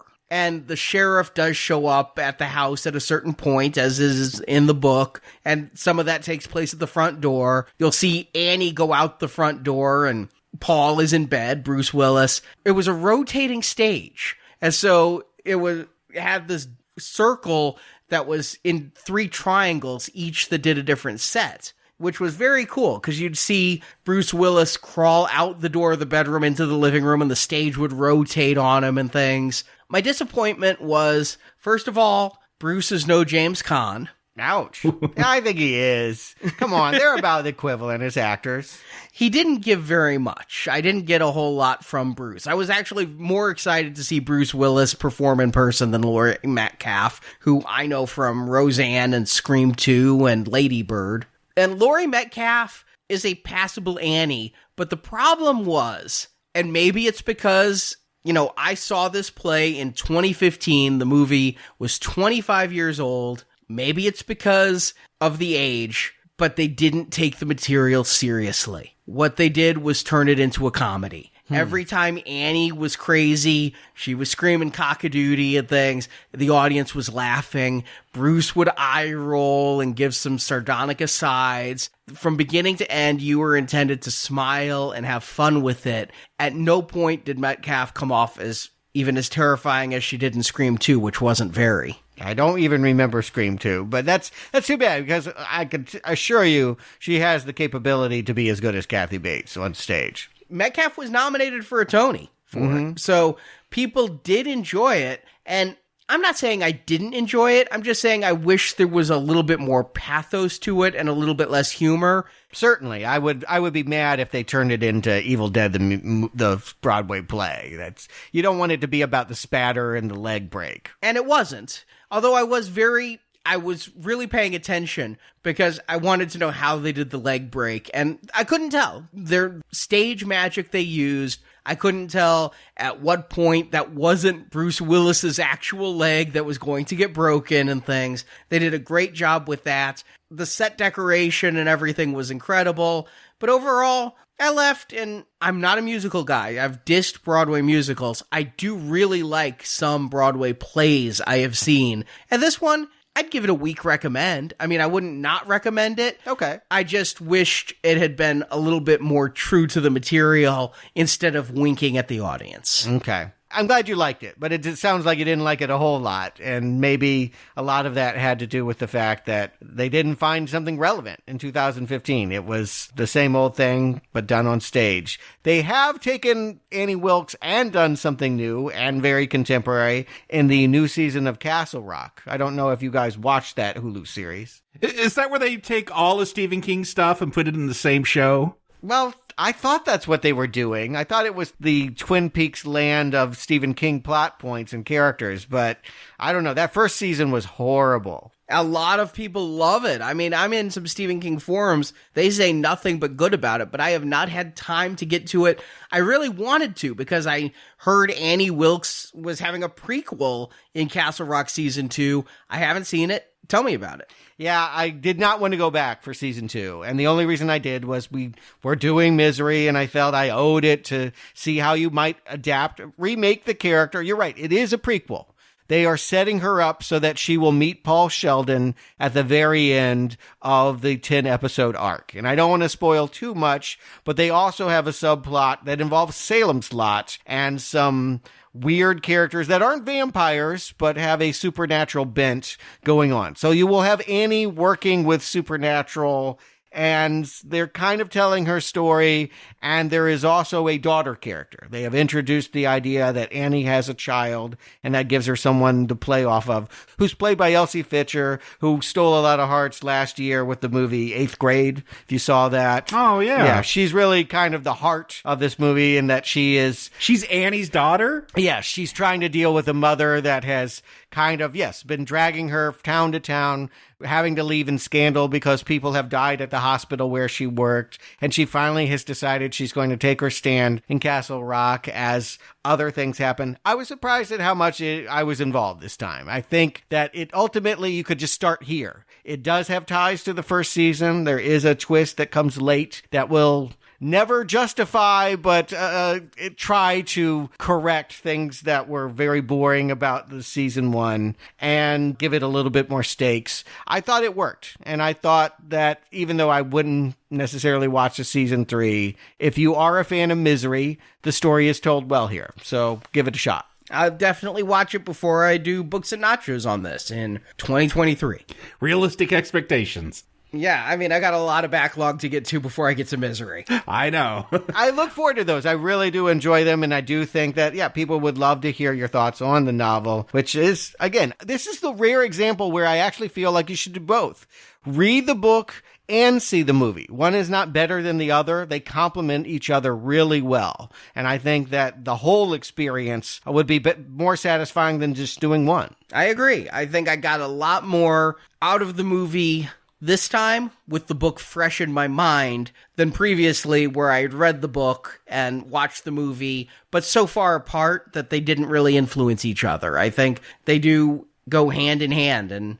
And so next up, what do we have? Is it Tommyknockers? My memory is Tommyknockers. Tommyknockers is the next novel, and there was a TV miniseries with Jimmy Smits that I never was able... Again, I couldn't do it. I couldn't do the TV miniseries. I couldn't do the book. I couldn't do Stephen King anymore after this. It really soured real quick, and I went from being a super fan to wanting to have nothing to do with him. Well, if this makes any difference, I had watched and read many Stephen King after 1990. I couldn't finish Tommyknockers, the book. I couldn't pay attention to the second night of Tommyknockers, the miniseries. I remember kind of glancing. I remember being really excited. You guys know I'm an LA Law fan. Jimmy Smits! You guys know I like porn. Tracy Lords! Really? Wow, I didn't even remember that detail. What a perfect movie for you then. Stephen King, throw it all in a blender. How could it not be delicious? And I remember I was in college, and by the second night, I had it on, but I think I was preferring to do homework than finish watching Jimmy Smits pull his tooth out in front of a mirror. Yeah, I have no memory about what the Ghosts of Aliens is the vague plot that I sort of remember, but I remember feeling like I didn't want to, like, English class had changed me. I would have rather read Scarlet Letter from that point on than to read his half-assed, throw everything into the Cuisinart, I don't care about my fans. Yeah, the writing it felt sloppy, but I could be wrong. You know what? I hope I'm wrong. I hope when I see the miniseries, the next time we come back to King, I'm giving it a green arrow. Yeah, I didn't think that was possible. But I can always hope.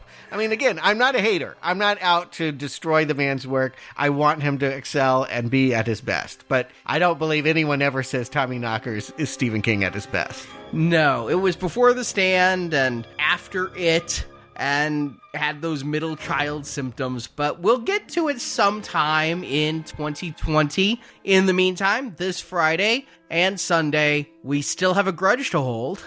It's beginning to end, and it's the final curse. 2 of the last Japanese Ju-on movies are being covered both this weekend as the new American film The Grudge opens up. And so it's all coming to a head. If you want horror, this is going to be a lot more gory. I can promise you that. So thank you for listening. Thank you for your support throughout all of 2019. We go into a 2020 that's going to be, I think, even a bigger year for us. So many movies coming up, new series, things we're very excited for. It's because of you guys who listen and who donated throughout 2019. We're able to keep the momentum going to our 1,000th show we're going to be hitting this year. Bowser. So Jacob Stewart, thank you for watching and reviewing with me. And now we've put you out of your misery.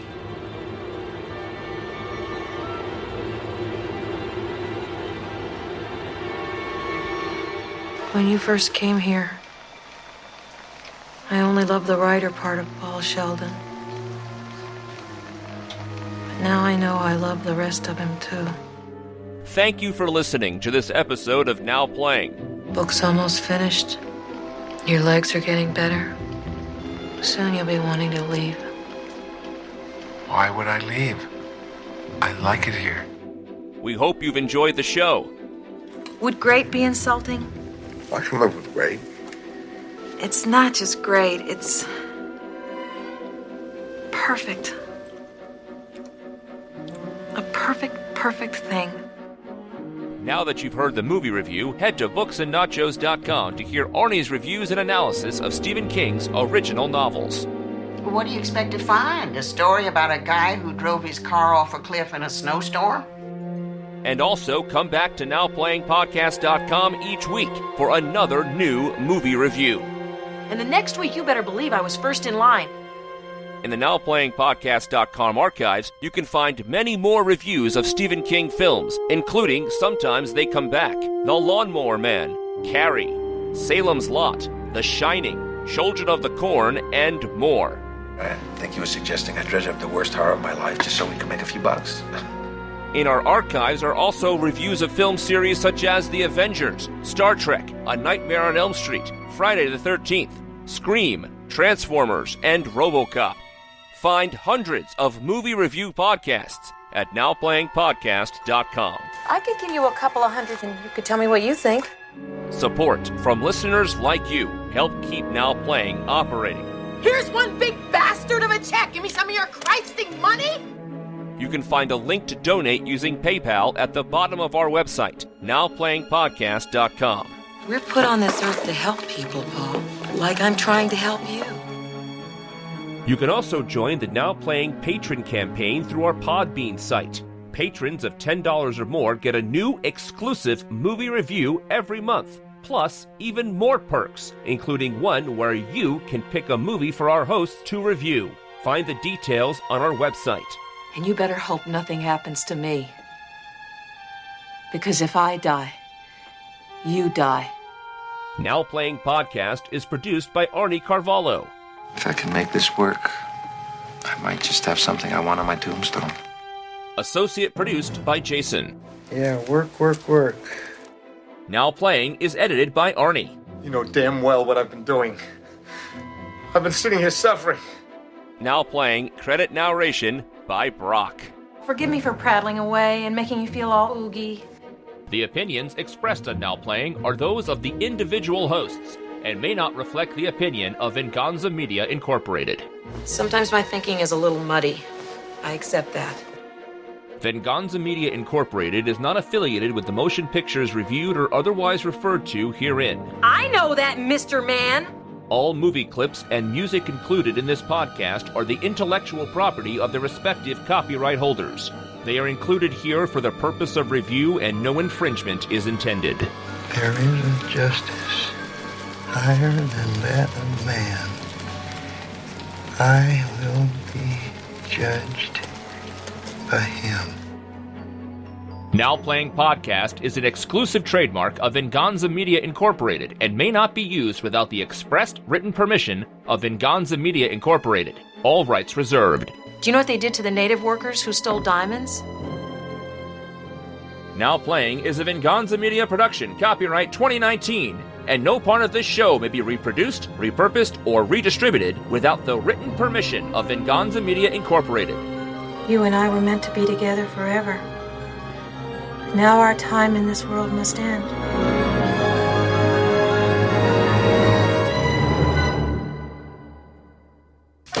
I loved Wuthering Heights and The Scarlet Pimpernel, but I don't think I ever aged out of King. Scarlet Letter. Nope, Scarlet Pimpernel. Scarlet Pimpernel is about a spy. That's what I read. I do believe my English teacher fucked up and couldn't read the facts and saw the Scarlet something. Every other school read the Scarlet Letter. Yeah. My English teacher had me read the Scarlet Pimpernel. No, Hester Prynne. Like, it's an important book, whether you like it or not. But yeah, I never read the Scarlet Letter because we read the Scarlet Pimpernel instead, and I liked that little 1800s superhero story. Just don't see the Demi Moore movie. That's all I got to say. The Scarlet Pimpernel or the Scarlet Letter? It's Scarlet Letter. Or maybe do. It is one of my favorite bad movies. I mean, we got Stanley Kubrick with The Shining, Brian De Palma with Robert De Palma. Arnold Palmer, he knocked a 3 birdie. It was great.